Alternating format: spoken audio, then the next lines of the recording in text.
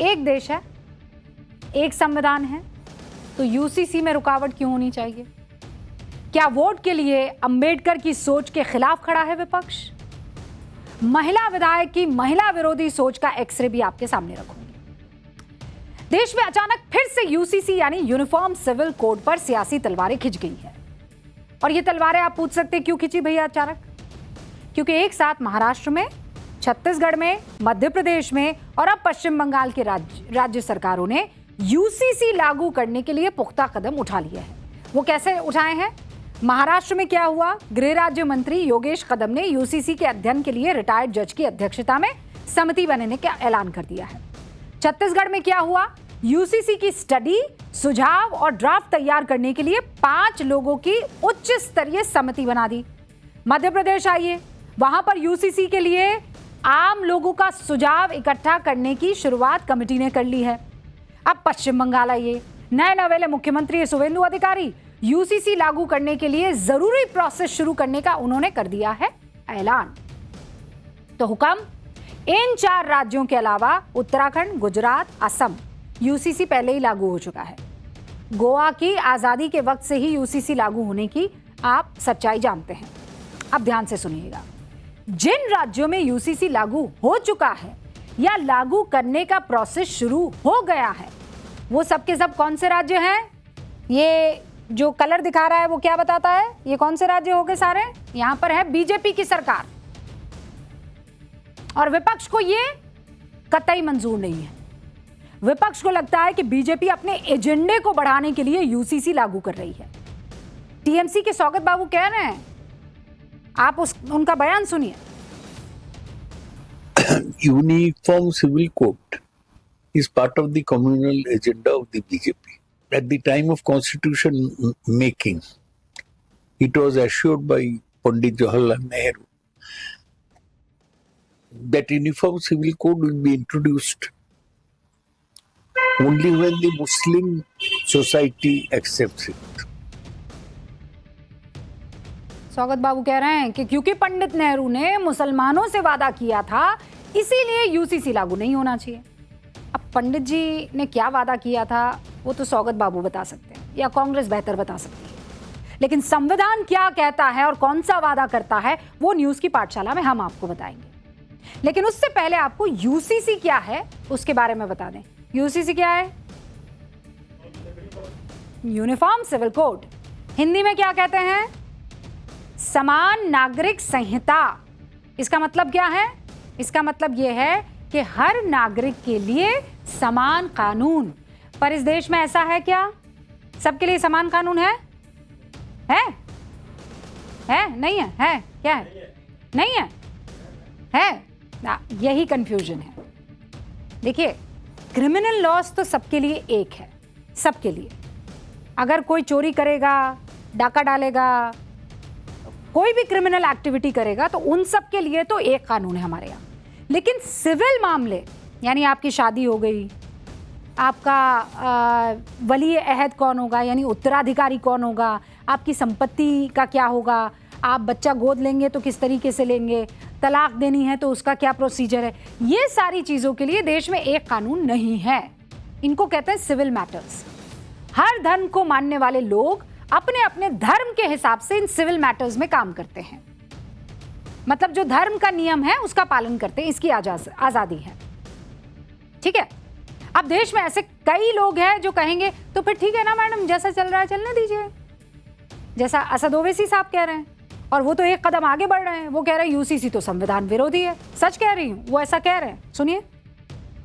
हमारा मानना यह है कि यूनिफॉर्म सिविल कोड के नाम पर उत्तराखंड में, आसाम में, गुजरात में आपने यूसीसी के नाम पर Hindu marriage law, Hindu succession law, Hindu divorce law और हिंदू कल्चर्स को आप यूसीसी का नाम देकर दूसरे रिलीजियंस पर इंपोज कर रहे हैं, जो आर्टिकल 25 का ग्रेव वायलेशन है ना।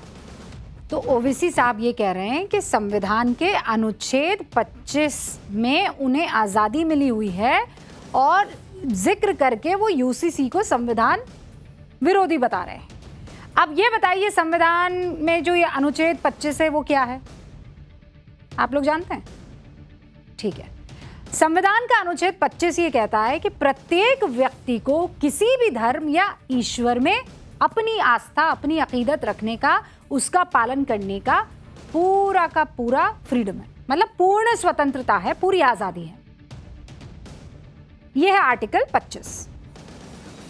इसी अनुच्छेद 25 को दिमाग में रखकर ही तो एनसीपी अजीत पवार गुट की विधायक सना मलिक ने महाराष्ट्र विधानसभा में एक बयान दिया, और वो मैं आपको बाद में बताऊंगी कौन सा बयान दिया, मुझे याद दिला दीजिएगा, हाँ भूलिएगा मत, ये सना मलिक वाला बयान, ठीक है, आगे बताऊंगी। लेकिन ओवैसी और सना मलिक जैसे जितने नेता हैं उनको संविधान का अनुच्छेद 25 तो याद रहता है। कौन सा याद रहता है? अब जरा नोटपैड पर जाएंगे, क्या रहता है संविधान का? हाँ, संविधान का अनुच्छेद 25 तो याद रहता है, लेकिन जो याद नहीं रहता है वो क्या है? नोटपैड पर जाएंगे भैया, ये एंड्रॉयड आया है, बोर्ड बाबू को अब हम समझ गए हैं, अब हमारी बात सुन लेते हैं। हाँ भाई, तो क्या बताया मैंने आपको?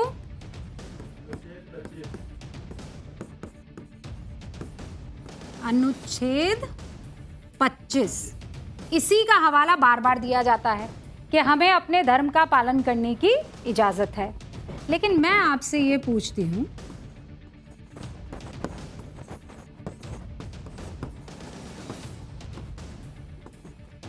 ये कौन सा अनुच्छेद है?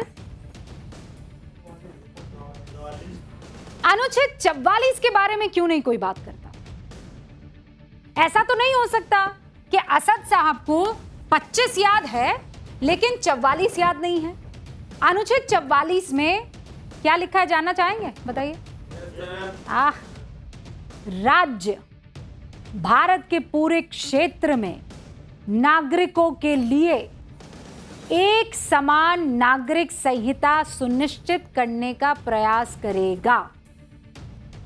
ये मैं नहीं कह रही हूं, ये संविधान का अनुच्छेद 44 कह रहा है। राज्य भारत के पूरे क्षेत्र में नागरिकों के लिए एक समान नागरिक संहिता, ये कह रहा है, एक समान नागरिक संहिता। इसका मतलब क्या हुआ?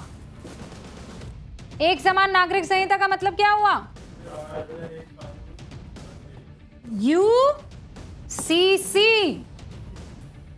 यूसीसी के बारे में कोई और नहीं, अनुच्छेद 44 हमारे संविधान का कह रहा है। क्लियर बात है, यानी आपको अपने धर्म मानने की पूरी स्वतंत्रता है, मुझे भी है, आपको भी है। लेकिन आप कितनी शादी करेंगे, तलाक का नियम क्या होगा, संपत्ति का बंटवारा कैसे होगा, आप बच्चे को गोद कैसे लेंगे, इसके लिए हर नागरिक के लिए एक कानून होना चाहिए। होना चाहिए कि नहीं होना चाहिए? मतलब ऐसा हो सकता है कि मैं एक धर्म की हूं तो मेरे लिए शादी के मतलब अलग होने चाहिए, आप अलग धर्म के हैं तो आपके लिए शादी के मतलब अलग होने चाहिए। मेरे यहाँ संपत्ति का बंटवारा अलग होना चाहिए, आप चूंकि दूसरे धर्म के हैं आपके यहाँ संपत्ति अलग तरीके से बंटनी चाहिए। संविधान कह रहा है कि यूसीसी लागू होना चाहिए। यूसीसी लागू करके कोई भी राज्य सरकार गैर वैधानिक काम नहीं कर रही है, बल्कि बाबा साहेब अंबेडकर की सोच के मुताबिक काम कर रही है। क्योंकि 23 नवंबर 1948 को संविधान सभा जब संविधान के ड्राफ्ट के लिए चर्चा करने को इकट्ठा हुई थी, तो पहली बार संविधान सभा में यूनिफॉर्म सिविल कोड का मसला उठा। 2 दिसंबर 1948 को संविधान की ड्राफ्टिंग कमेटी के अध्यक्ष डॉक्टर भीमराव अंबेडकर, डॉक्टर साहब ये इस चर्चा का जवाब देते हुए कहते हैं कि मैं नहीं समझ पा रहा हूं कि धर्म कैसे इतनी जगह घेर सकता है कि सारा जीवन ही ढक ले और विधायी नियमों को धरातल पर उतरने से रोके।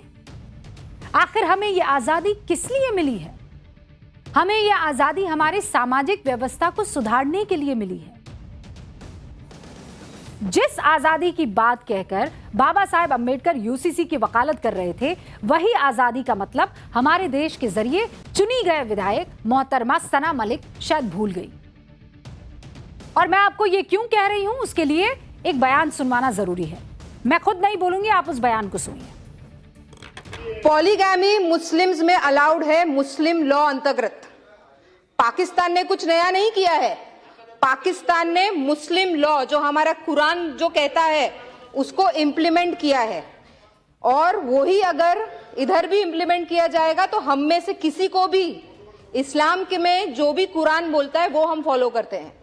अगर कुरान में कोई चीज कही गई है उसको फॉलो करने के लिए अगर इम्प्लीमेंटेशन पाकिस्तान ने लाया है तो भारत देश भी लाए, और हम इसकी मांग करते हैं। बहुविवाह कोई औरत कैसे ये मांग कर सकती है?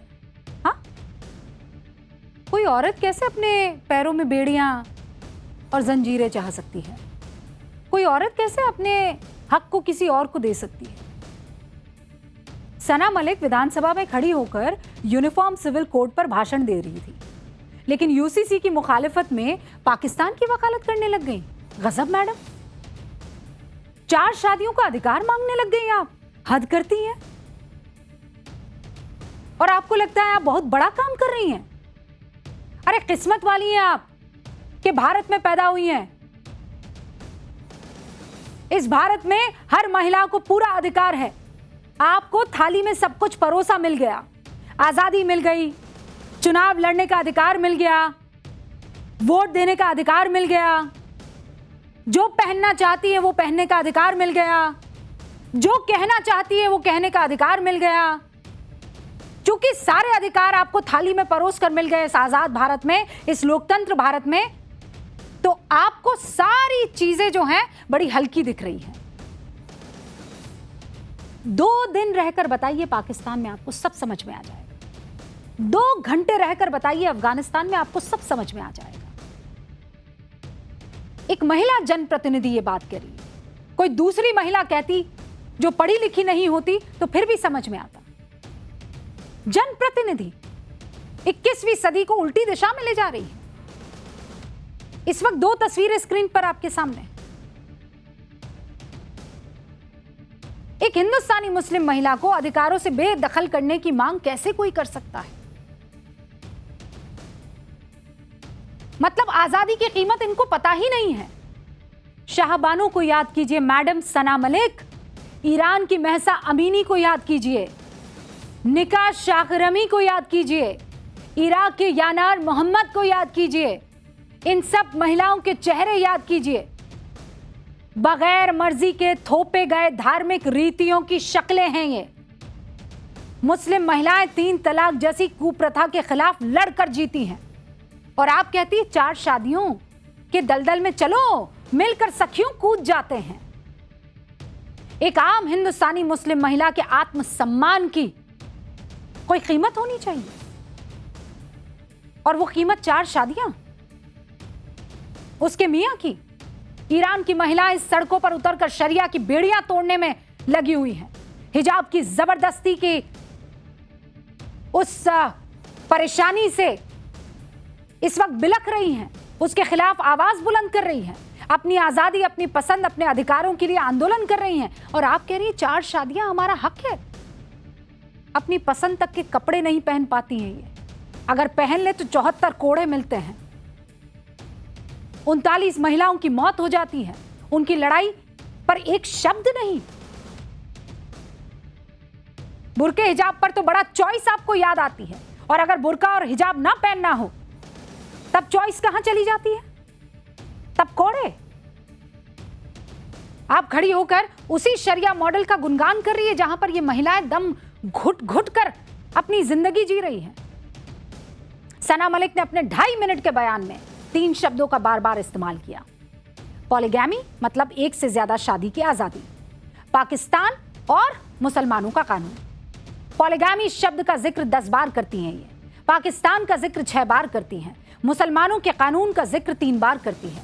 कुरान का नाम लेकर पाकिस्तानी कानून को भारत में थोपने की जो ये कट्टर सोच है ना सना मलिक, इस सोच को हिंदुस्तान पसंद नहीं करता है। और इस बात को याद रखिएगा, और यही वजह है कि आज ये कहना जरूरी है कि यूसीसी इस वक्त की सबसे बड़ी मांग है।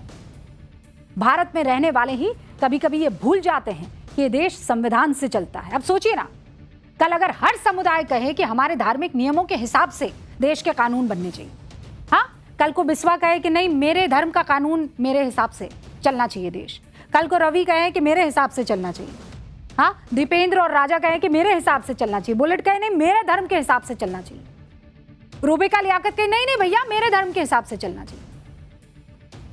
यही वजह है यूसीसी यानी यूनिफॉर्म सिविल कोड जरूरी है। सवाल है कि अगर देश में एक संविधान और खुद देश एक, तो नागरिक अधिकार अलग अलग क्यों हो? क्योंकि ये सिर्फ कानूनी या तार्किक बहस नहीं है, ये इस देश की बेटियों की बराबरी की बहस है। 21वीं सदी की महिला अपने अधिकारों पर हस्ताक्षर करती है, अपने अधिकारों के समर्पण पर हस्ताक्षर वो कतई नहीं करेगी, याद रखिए।